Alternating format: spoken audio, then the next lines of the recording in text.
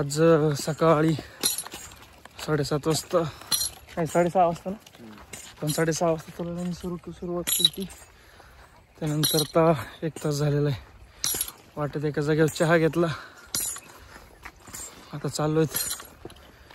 हे आमच्याबरोबर आमचे नर्मदा परिक्रमावासी. आता कोणी ओळखूचे नाही, सगळे केस काढले, सगळे चेंज झाले.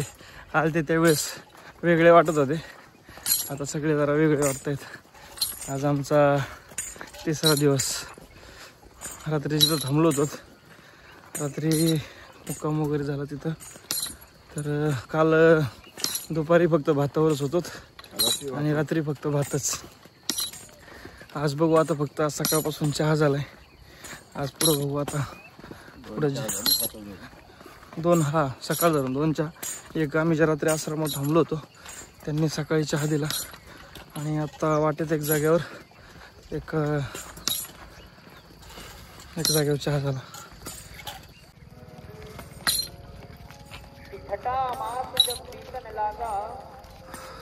सकाळी निघल्यापासून 1 तासात आम्ही इथं पोहोचलो.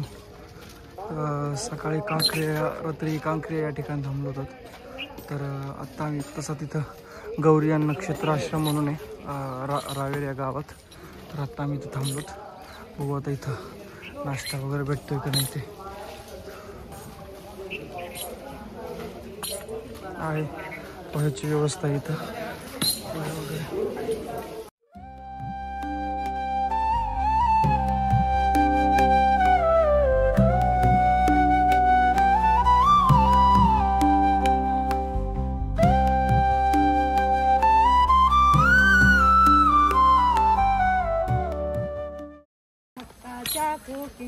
कवाडा आडोनी पाहता ती जग जेठी. सुरवरांची विमाने गगनी दाटली सकळ. रखमाबाई माते वेगे उठवा घन निळ. रंबादिक नाचती उभ्या जोडोनी हात. त्रिशूळ डमरू घेऊन आला गिरिजेचा कांत. पंचप्राण आरत्या घेऊन या देवश्रिया येत. या मावशी आपल्या पुण्यातील विश्रांतवाडीच्या आहेत आणि त्या मागून काकडा घेत आल्या होत्या. तर त्यांना थोडी काकड्यासाठी साथ केली. तर त्यांची असं कळलं की त्यांची 3री परिक्रमा आहे. 3ऱ्या वेळेस त्या परिक्रमा करतायत. आणि आपण काकडा घेत रावेरखेडी या गावी बाजीराव पेशव्यांची समाधी आहे या गावात येऊन पोहोचलो. विश्वनाथ बल्लाळ भट, पहिला बाजीराव तथा थोरले बाजीराव पेशवे हे मराठा साम्राज्याचे 4थे छत्रपती शाहू महाराज यांचे इसवी सन 1720 पासून मुख्य प्रधान होते. बाजीराव हे पराक्रमी होते. म्हणूनच शाहू महाराज म्हणत, मला जर 1,00,000 फौज व बाजीराव या दोघात जर निवड करण्यास सांगितले तर मी बाजीरावाची निवड करेन. एवढा एकच उद्धार बाजीरावांची योग्यता सिद्ध करतो. श्री राजा शाहू नरपती हर्षनिधान बाजीराव बल्लाळ पंतप्रधान. ही मुद्रा धारण करणाऱ्या बाजीरावांकडे कोणतेही छक्केपंजे नव्हते. नेपोलियनने जसे सामान्यातून मार्शल निर्माण केले तसे बाजीरावांनी 18 पगड जाती जमातीतून लढवय्ये सरदार निर्माण केले. सबंध भारतभूमीत स्फुल्लिंग पेटवले, अस्मिता निर्माण केली. अस्थिर झालेल्या स्वराज्याला त्यांनी स्थिर केले. एवढेच नाही तर संभाव्य विस्ताराचा मार्ग आखून दिला. हिंदुस्थानाच्या इतिहासात मराठ्यांना मानाचे स्थान मिळवून दिले. एवढा बळकट शनिवारवाडा बांधून ते त्यात कधीही विश्रांतीसाठी थांबले नाहीत. 27 फेब्रुवारी 1740 रोजी नाशिर जंगाविरुद्ध लढाई जिंकून मुंगी पैठण येथे तह झाला. तहात नाशिर जंगने हंडिया व खरगोन हे प्रदेश बाजीराव पेशव्यांना दिले. त्याचीच व्यवस्था लावण्यासाठी 30 मार्च रोजी बाजीराव पेशवे खरगोनला गेले. या स्वारीत अचानक प्रकृती बिघडून नर्मदा तीरावर रावेरखेडी या गावी विषम ज्वराने 28 एप्रिल 1740 रोजी पहाटे थोरले बाजीराव पेशवे वयाच्या 40व्या वर्षी निधन पावले. हे रावेरखेडी या गावातील बाजीराव पेशवे यांची समाधी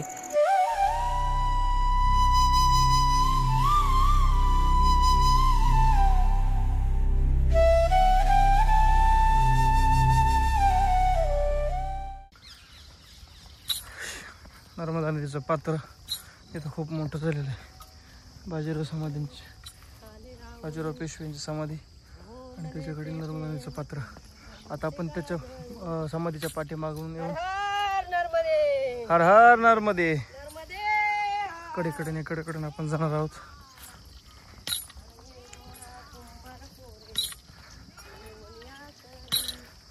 या आजींची नानाला घेऊन तिसरी परिक्रमा चालू आहे. तिसरी परिक्रमा चालू आहे तुमची? तिसरी परिक्रमा आहे माझी.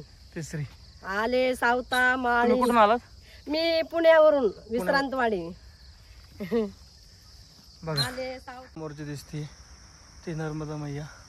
आपण याच्या कडेने आत्ता आलेलो आहोत आणि ही एक छोटीशी नदी आहे जी नर्मदा मैयाला येऊन मिळते. तर त्यावर परिक्रमावासियांसाठी हा बॅरलचा पूल तयार केलेला आहे आणि काही लोक जे आहेत ते इकडनं या डाव्या साईडनं वरून येत आहेत आणि आत्ता आम्ही जे आलोत की आत्ता कडेने आलेलो इथं मैयाच्या. अजून आपल्या मागं काही जे लोक येतं पुण्याचे तर ते पण परिक्रमावासी येत आहेत. परिक्रमावासियांसाठी पूल बनवलाय, बॅरलचा पूल.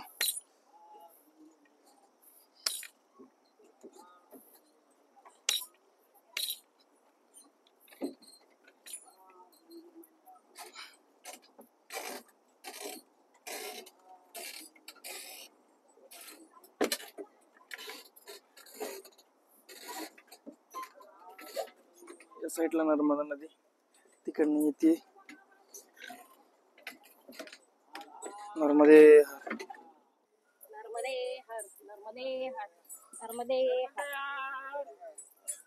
चलो भैया,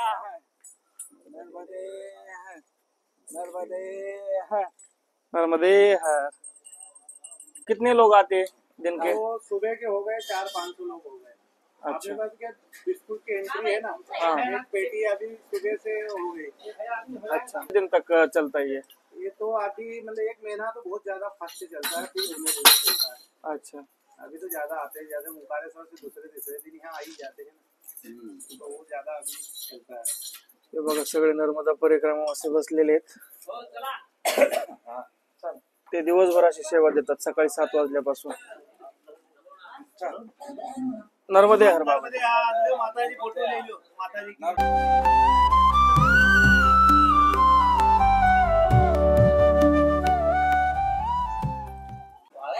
नर्मदे हर बाबाजी. नर्मदे हर. नर्मदे. खरंच जे गावागावातील लोक आहेत ते खूप भाविक आहेत, कारण आपण जाताना ते आपल्याला नर्मदा हर वगैरे बोलतात, आपला उत्साह वाढवतात, त्यामुळे आपल्यालाही उत्साह येतो.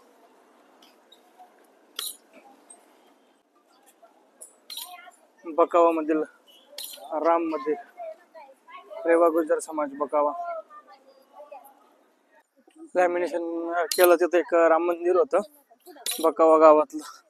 तर त्यांनी सांगितलं की तिथून खाली जे नर्मदा घाटावर आमचं एक प्रसिद्ध मंदिर आहे, तर तिथं आम्ही परिक्रमावासियांची जेवणाची व्यवस्था करतो.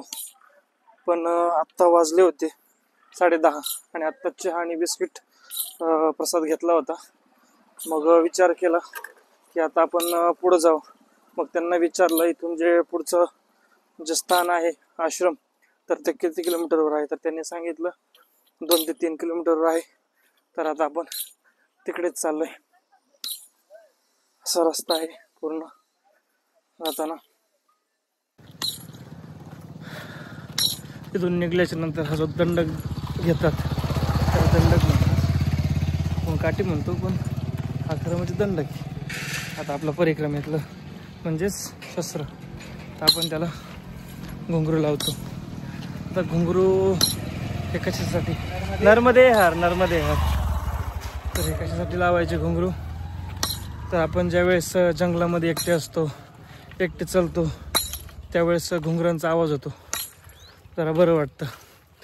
आणि अंधारामध्ये त्याच्यामध्ये असा घुंगरांचा आवाज आल्याच्या नंतर जरा कोणीतरी आपल्या सोबत असल्यासारखं वाटतं. त्याच्यामुळे हे घुंगरू आणि हा दंडक नर्मदा परिक्रमेत हे पाहिजेच. आत्ता आम्ही जेवण करून निघलो. कोणता आश्रम लक्षात नाही राहिलं. चला आता आपण चालवत तेली भट्ट्यान सियाराम बाबाच्या गावाकडं. इथून 8 किलोमीटर आहे. दुपारचे वाजले 2. कुठंतरी एकदा जागेवर थांबू आणि मग पुढे जाऊ.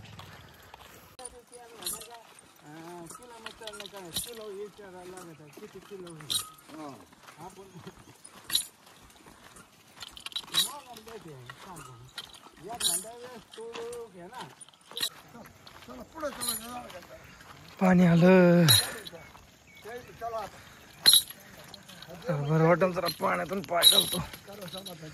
पाण्यात नका घालू, गरम पाय झाले रे ना थोडं.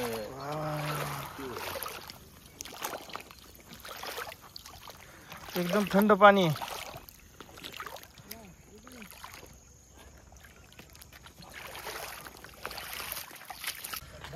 दोन वाजता आपण जेवण करून मागच्या आश्रमावर निघालो होतो. आता 4 वाजलेत. आता आपण जवळजवळ सियाराम बाबाच्या आश्रमापाशी आलो. तेली भट्टण गावात. अजून इथून 1 किलोमीटर लांब आहे सियाराम बाबाचा आश्रम. चला आज आपण तिथंच मुक्काम करणार आहोत.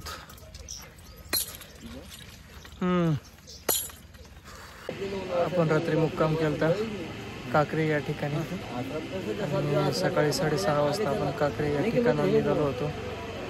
तर आत्ता वाजले 4. पण आत्ता पोहोचलो केली भट्टण या गावात सियाराम बाबाच्या. तर काकरी येथे सियाराम बाबा आश्रम केली भट्ट्या याचं अंतर आहे 24 किलोमीटर. तर आपण 4 वाजता आपण 24 किलोमीटर अंतर पार करून इथपर्यंत पोहोचलो आहेत. आजचा मुक्काम इथंच तेली भट्टण या गावात करायचा आहे. नर्मदे.